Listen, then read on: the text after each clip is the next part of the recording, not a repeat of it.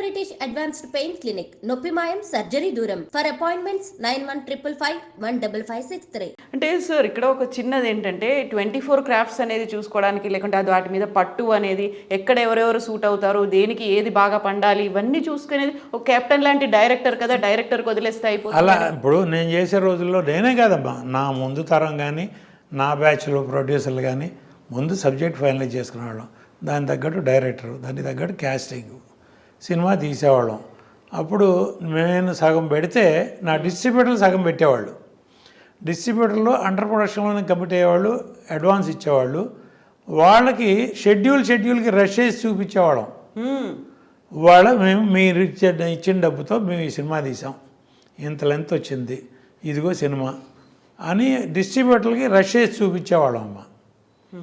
అది పాత తరం నుంచే నవైగా ఫిలిమ్స్, అన్నపూర్ణ ఫిలిమ్స్, లక్ష్మీ చిత్ర ఇవన్నీ ఉన్నప్పుడే రామానాయుడు గారు కూడా డిస్ట్రిబ్యూటర్కి సినిమా వేసి చూపించిన రోజులు ఉన్నాయి. రష్ ఫస్ట్ కాపీ కూడా కాదు, షెడ్యూల్ వైజ్ రష్ చూపించి తర్వాత ఇన్ని రోజులు షూటింగ్ ఉంటుంది, మాకు ఇంత పెట్టుబడి అవసరం, డైరెక్టర్ ప్రొడ్యూసర్ కూర్చొని బడ్జెట్ వేసుకుని దాని తగ్గట్టు నేను ఇంత పెడతాను, మీరు ఇంత పెట్టండి అని డిస్ట్రిబ్యూటర్ పెట్టిన డబ్బు ఇంకెక్కడ వేస్ట్ పోవట్లేదు అని వాళ్ళకి నమ్మకం క్రియేట్ చేయటం.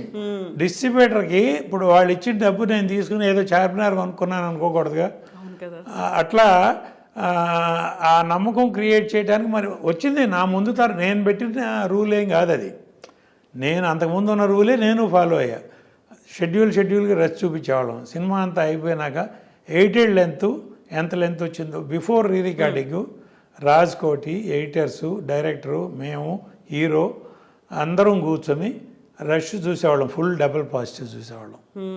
సినిమా చూసి ఏమన్నా యాడ్ చేయాలా, రీషూట్ చేయాలా, లేకపోతే ఏదైనా ట్రిమ్ చేయాలా, ఆ స్టేజ్లోనే ట్రిమ్మింగ్ అయిపోయేది. అయిన తర్వాత రీ రికార్డింగ్కి వెళ్ళేవాళ్ళం. ఆ తర్వాత ఎఫెక్ట్స్ ఫస్ట్ కాపీ. వాడు అసలు డైరెక్టర్ ఏం చేస్తున్నాడో, ఏం తీస్తున్నాడో, ఎక్కడ తీస్తున్నాడో, ఆ సినిమా ప్రొడక్షన్ ఎగ్జిక్యూటివ్ ఈపీ అంటారు ఇప్పుడు కొత్తగా. ప్రొడ్యూసర్ అయినా పెద్ద వీపీ, ఆయన ఒక ఈపీ, ఆయన పెట్టి సినిమా తీయాలి. ఇప్పుడు ఆ సినిమా ఎంత ఖర్చు అయిందో తెలియదు, ఎంత నా సినిమా మీకు ఎంత బడ్జెట్లో తీస్తారనేది బడ్జెట్ అడగకూడదు డైరెక్టర్ని. కొంతమంది పెద్ద డైరెక్టర్ని ఆయనకి కార్పొరేట్ పర్మిషన్ ఇవ్వాలి. ఆయన ఏం తీసిస్తాడో అది మన అదృష్టం, మహాప్రసాదం. ఒక కథ ఉందా లేదా, ఏం కథ తీస్తున్నాడు లేదు. ఒక డైరెక్టర్ వెళ్ళి ఒక హీరోకి కథ చెప్తాడమ్మా, హీరో ఓకే అంటాడు, వాళ్ళిద్దరూ కలిసి ప్రొడ్యూసర్ పిక్ చేస్తున్నారు. ఇప్పుడు ప్రొడ్యూసర్ వెళ్ళి హీరోకి లేకపోతే డైరెక్టర్కి అది పోయింది. మా కథ ఇక్కడ రివర్స్ టెండరింగ్లో డైరెక్టర్ వెళ్ళి హీరోకి కథ చెప్తే హీరో ప్రొడ్యూసర్ని పికప్ చేస్తాడు. నేను పలానా కథ విన్నాను, బాగుంది, మీరు వినండి, నచ్చితే మీరు చేయండి. కెపాసిటీ ఎవరికి ఉంది, ఆ ప్రొడ్యూసర్కి కెపాసిటీ ఉందా లేదా, ఎవరైతే సూటబుల్ ఆయన పికప్ చేస్తారు. ఇప్పుడు మళ్ళా ఆయన అన్ని రకాలుగా ఆలోచించి, ఇప్పుడు నా రోజుల నుంచి ఉన్నాయి, పలానా ప్రొడ్యూసర్ మనం డేట్లు ఇచ్చామంటే ఆ సినిమా కరెక్ట్గా అది తీయగలరా లేదా, సరిగ్గా మార్కెటింగ్ చేయగలరా లేదా అనేది డౌట్ ఉండటంలో తప్పులేదు. అది ఎవరి కెరీర్ వాళ్ళు చూసుకునే రోజుల్లో. కానీ వాళ్ళు పిక్ చేయటమే ముందు ప్రొడ్యూసర్ని, పలానా ప్రొడ్యూసరు ఆహా పర్వాలా, ఈయనకి ఒక 5 కోట్లు 10 కోట్లు లాస్ వచ్చినా తట్టుకోగలడు అటువంటి వాళ్ళని పెడుతున్నారు.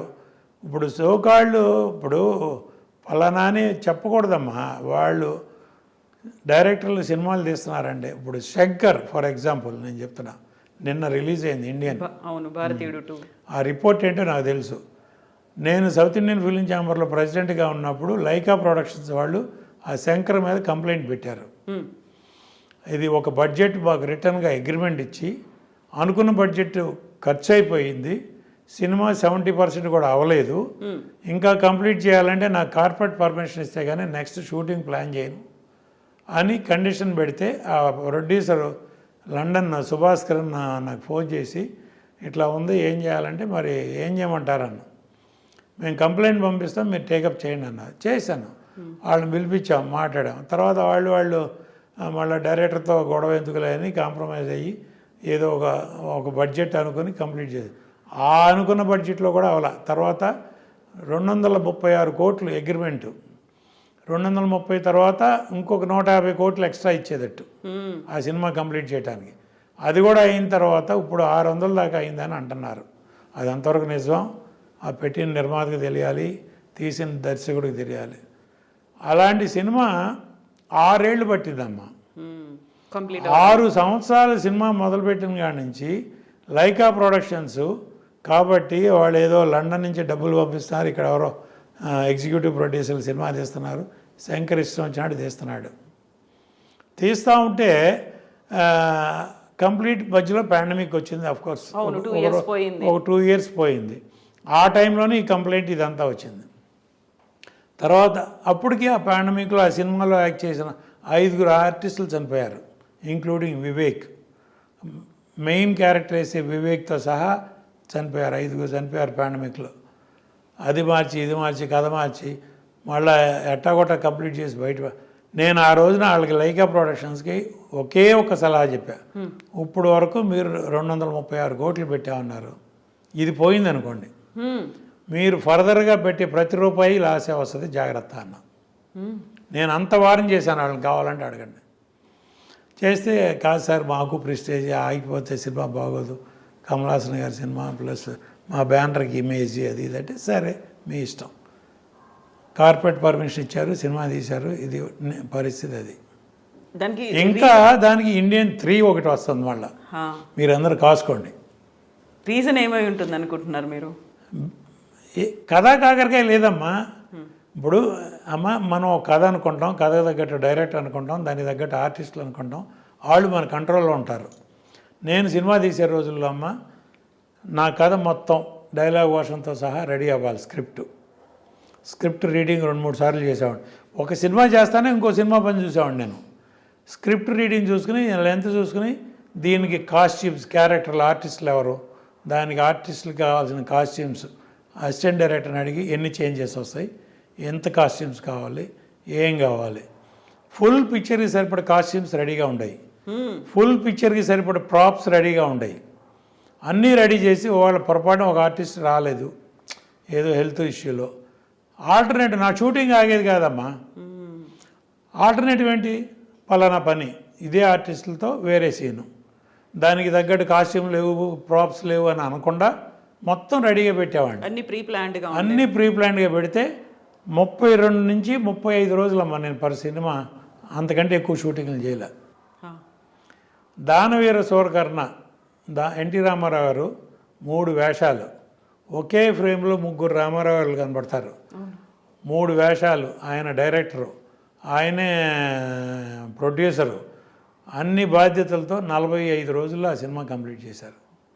With so much in camera work, graphics లేవు ఆ రోజుల్లో. మిచెల్ కెమెరాలో 3 రామారావు గారు ఫ్రేమ్లో ఒకేసారి కనపడేవాళ్ళు. ఆ సినిమా 45 రోజుల్లో రామారావు గారు చేశారు. ఒక డెడికేషన్ అమ్మ. అదే వాళ్ళ 6 సంవత్సరాలు కాదు 10 సంవత్సరాలు ఇవ్వండి ఎవరైనా తీయమని చూద్దాం, ఇంపాసిబుల్ అనమాట. వాళ్ళ అంటే ఒక రకంగా మాట్లాడితే టెక్నికల్గా పెరిగిపోయింది, ఇండస్ట్రీ పెరిగిపోయింది, టెక్నాలజీ పెరిగిపోయింది, మీ కథలు పెరగలేదు కదమ్మా. అమ్మే, నాన్నే కదా, మీకు అయ్యే కథలు కదా. ఎట్టా చెప్తారో ద వే ఆఫ్ టెల్లింగ్. మీరు 100 కోట్లు రిస్క్ చేసి ఆ 100 వస్తాయా రావా అని భయపడే బదులు 10 కోట్లు 10 సినిమాలు తీయండి, 10లో 5 సినిమాలు పోయినా 5 సినిమాలు మనం కాపాడతాయి. ఇట్లాంటి ఒక్క సినిమా పోతే మన గతేమాను. లైకా వాళ్ళు కాబట్టి తట్టుకున్నారమ్మా, అదే ఇంకొకటైతే